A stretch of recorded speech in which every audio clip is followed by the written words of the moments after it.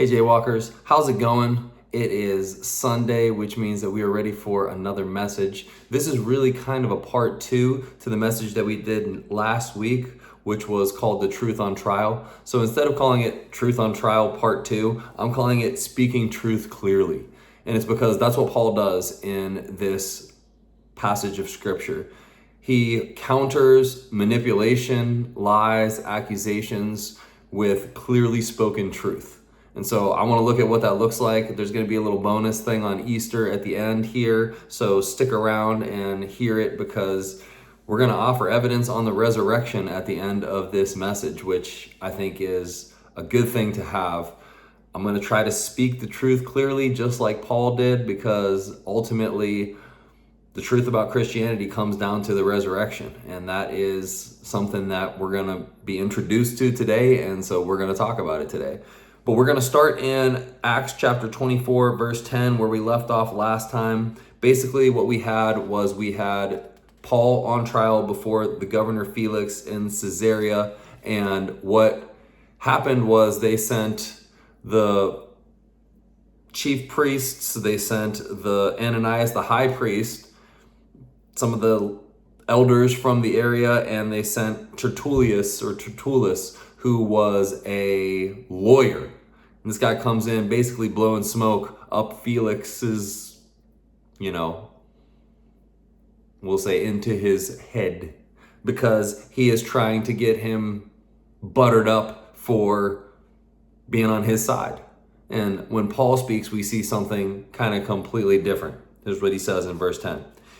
And when the governor had nodded to him to speak, Paul replied, "Knowing that for many years you have been a judge over this nation, I cheerfully make my defense."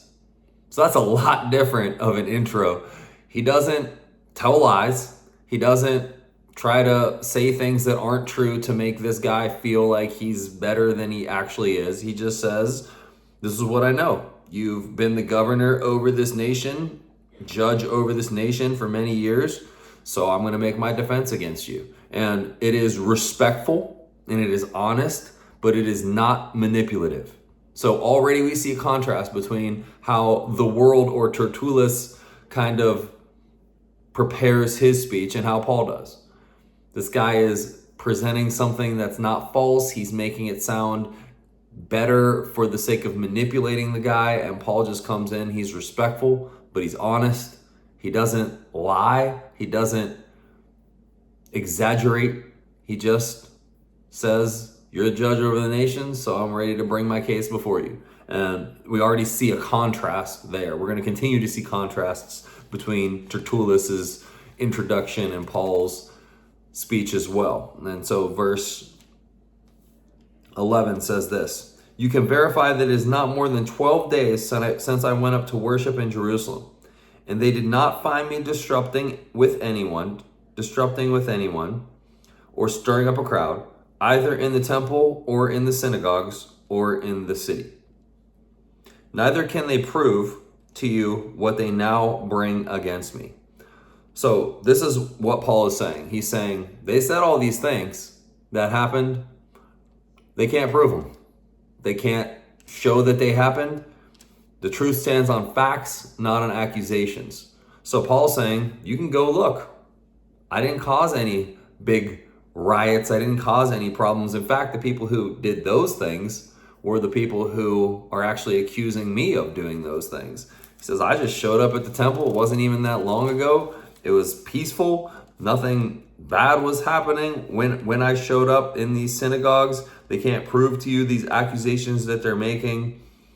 So I'm just going to tell you very plainly and very clearly that that's the case. And that's what he does. Next thing we can find in verses 14 through 16 is basically that Paul's going to reframe these false narratives that Tertullus and these fake witnesses are giving. It says, But this I confess to you, that according to the way, which they call a sect, I worship the God of our fathers, believing everything laid down by the law and written in the prophets, having a hope in God, which these men themselves accept, that there will be a resurrection of both the just and the unjust. So I always And I'll stop there.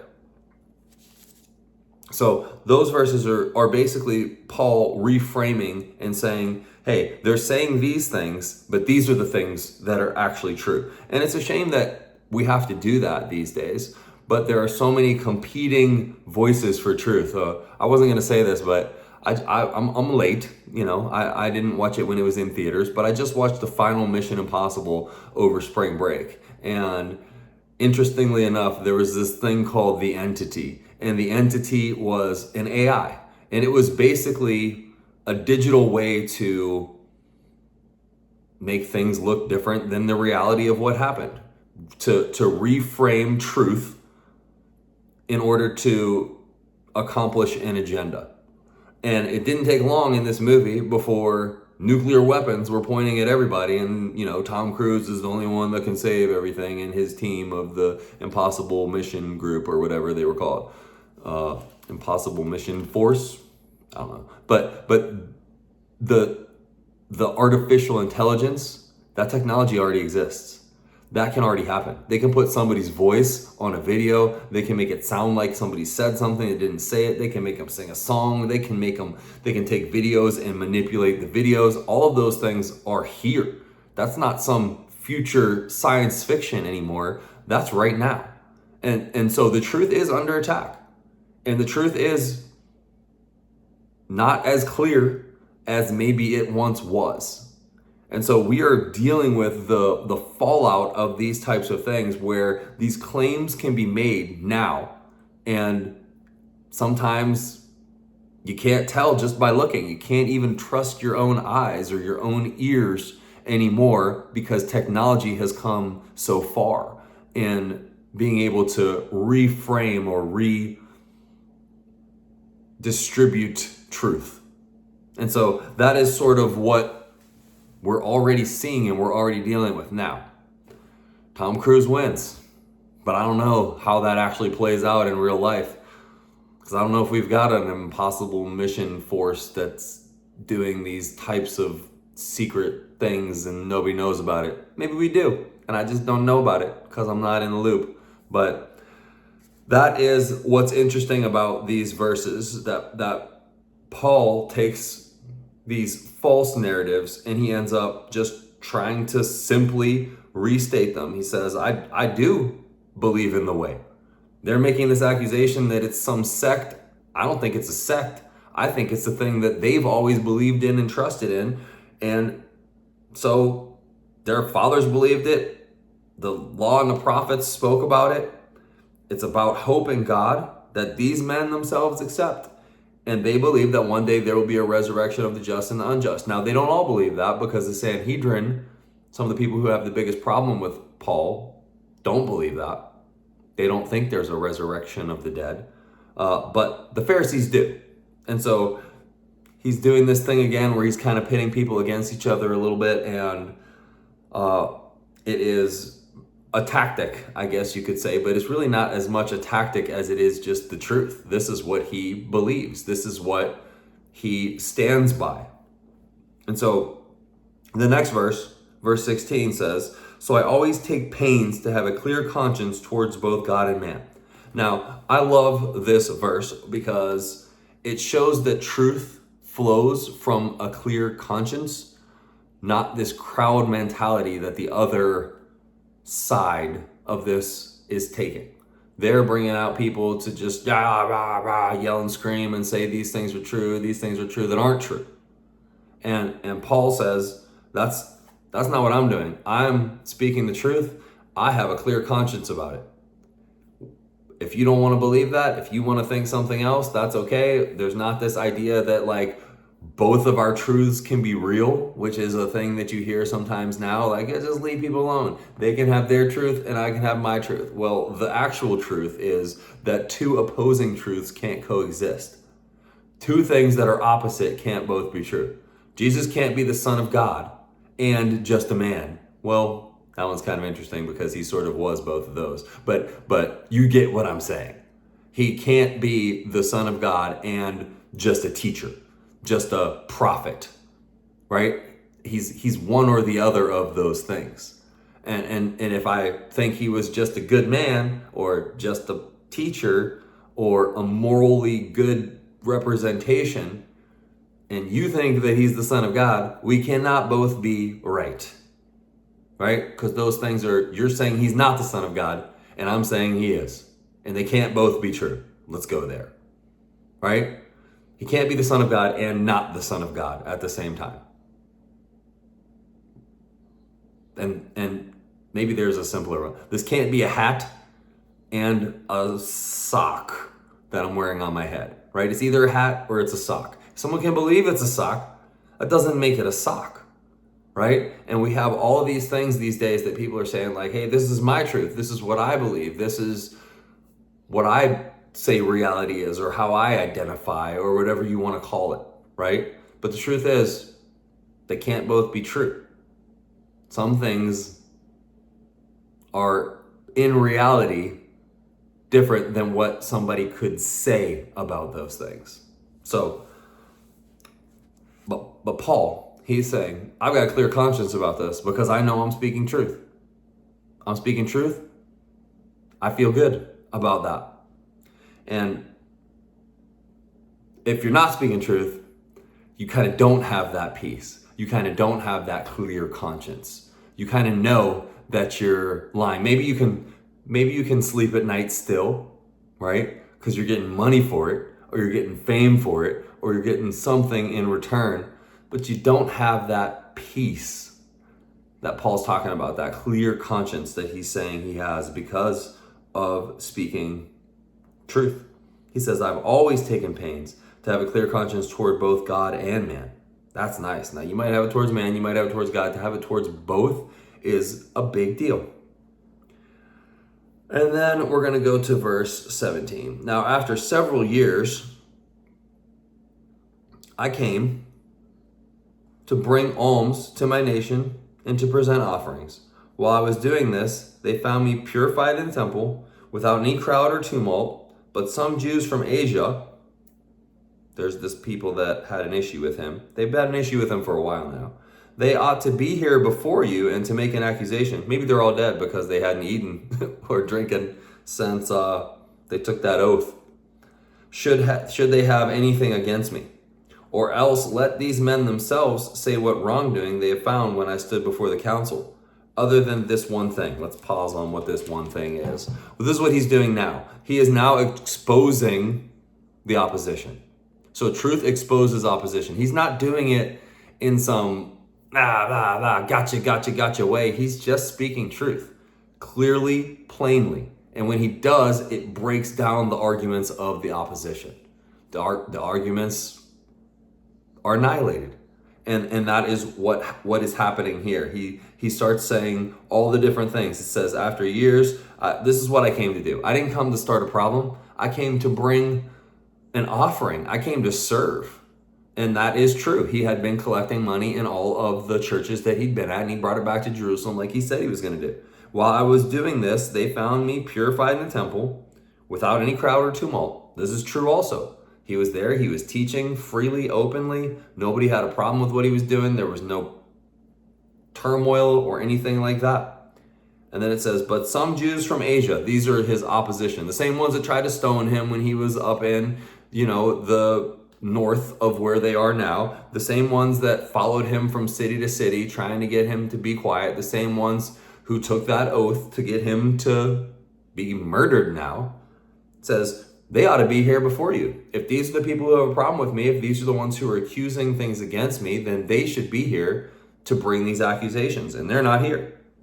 So that's a problem. He says, or else let these men themselves say what wrongdoing they found when I stood before the council. You got these other people, this lawyer here, who I don't even know, doesn't even know me. He's here talking to you about these things and just kind of making up stuff. He can't speak to those things. He wasn't there.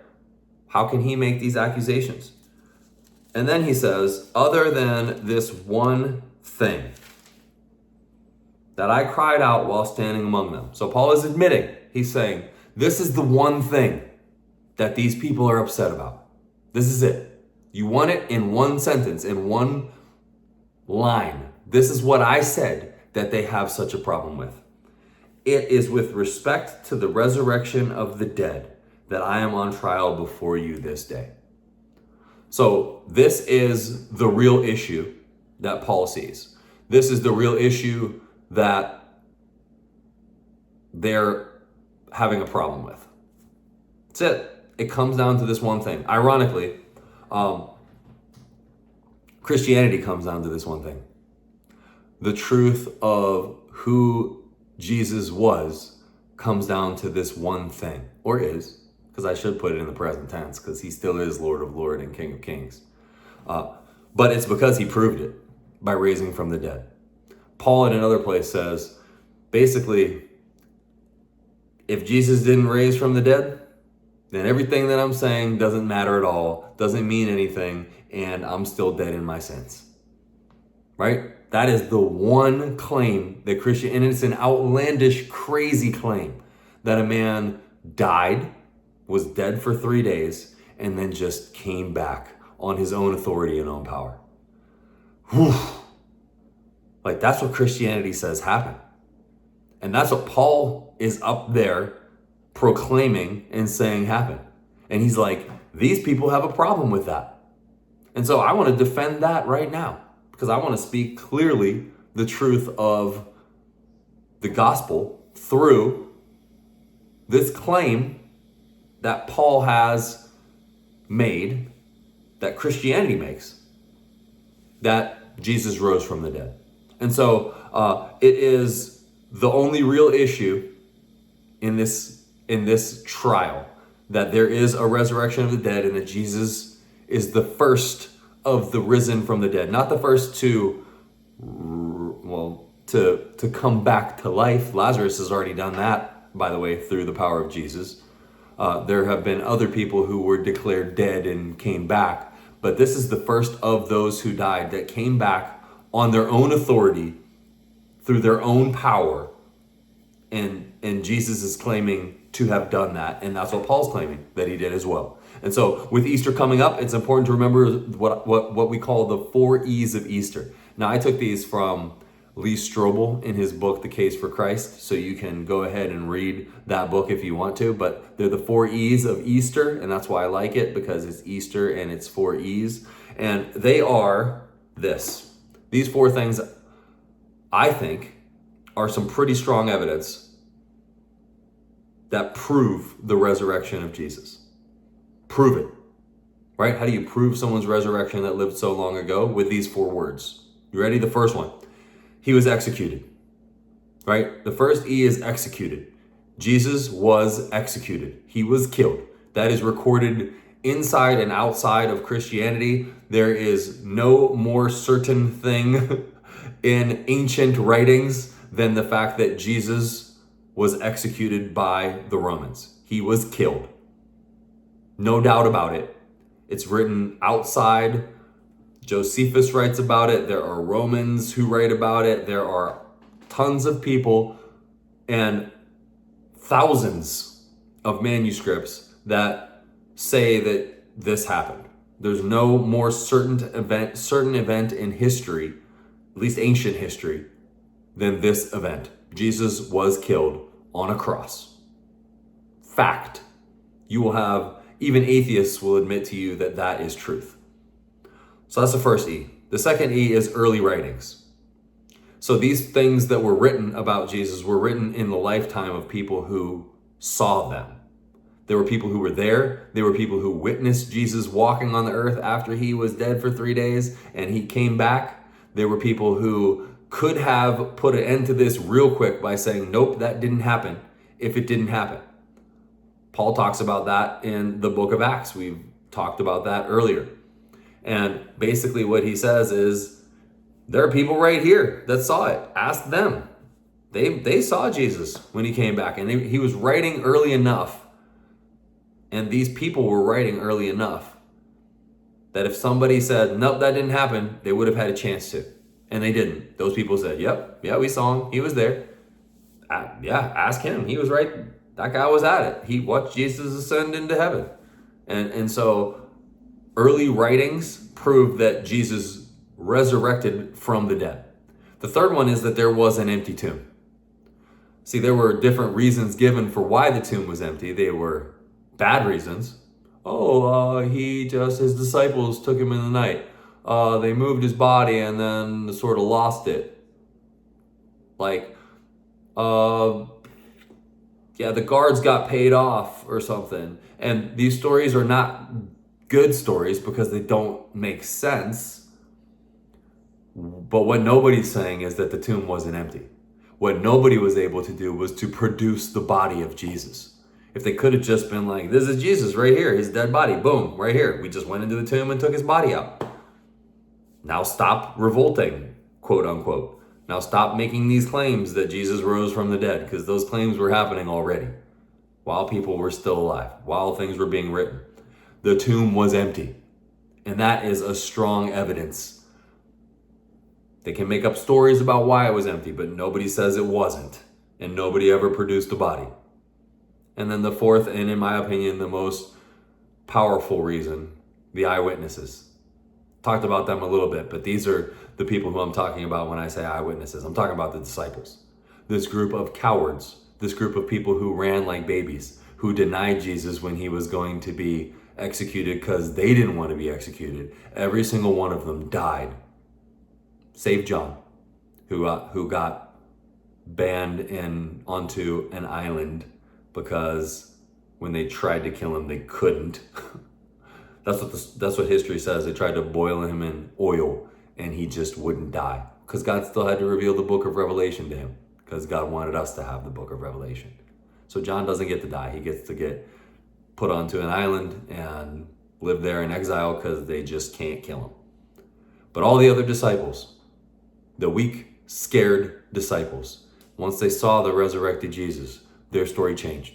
And they became missionaries. They became people willing to die for the cause of Jesus, and every one of them was brutally murdered. Now, here's what I know about lies.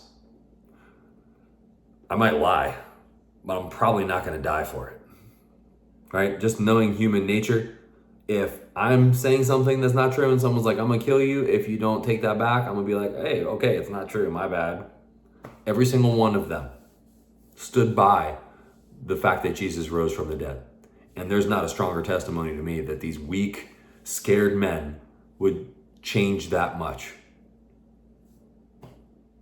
The 4 E's of Easter helped me prove that Jesus rose from the dead.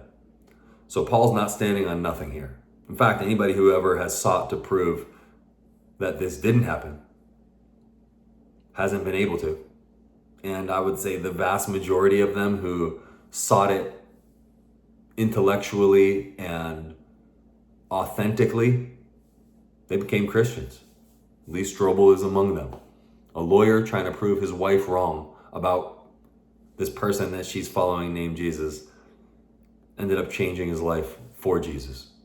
Nabil Qureshi is another one. Great book called Seeking Allah, Finding Jesus. He ended up believing the resurrection, believing Christianity, and giving his life to Jesus because of the evidence. So it's not like there's not a lot of evidence. Speaking the truth clearly is what the Bible does. It's not hiding it. It's not flattering things. It's not making them sound better than they actually were. It's telling the truth.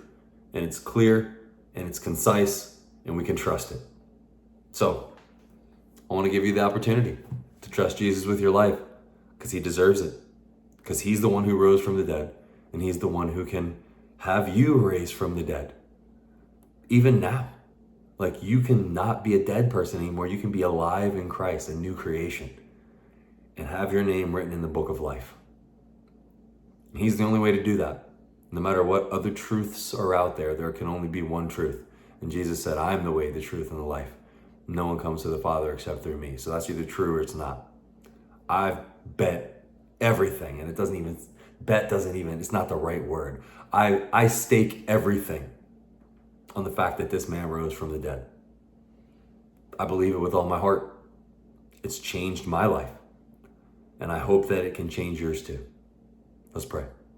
Repeat after me. Say, Jesus, thank you for dying on the cross. Thank you for your love for me. Thank you that you rose again on your own authority and power because you are God.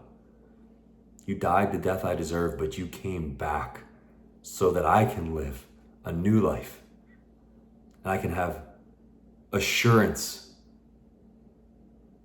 of what you've done and what you can do in me. God, I give you my life. I'm sorry for the things I've done to sin against you, but I turn from them and I turn to you. Give me your spirit, Lord. Help me to walk in it. Show me what that means every day for the rest of my life as I pursue you. In Jesus' mighty name, amen. Well, thanks for being here. Hope you learned something today. Hope it was informative. Speak the truth clearly. Doesn't have to yell. Just needs to be spoken clearly. Love you guys. Have a great week.